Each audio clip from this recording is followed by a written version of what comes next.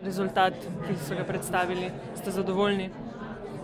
No, rezultat ni čist v popolnosti v skladu s pričakovanji, je pa soliden rezultat, ki pravzaprav potrjuje pozicijo na politični sceni za naslednjo obdobje.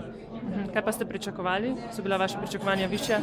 Cene so bile nekje okrog 5%, bomo videli še dokončne rezultate. Kaj pa vi nameravate zdaj v prihodnosti početi? Se želite še naprej ukvarjati s politiko? Kot minister se morda vidite v prihodnji vladi? Bi rekel, imam več alternativ, tako da se nujno ne vidim v vladi. Lahko grem nazaj na svoje bivše delovno mesto. Pa bi si želeli ostati v politiki? Zelo odvisno od tega, kako se bodo stvari naprej, bi rekel, razvile.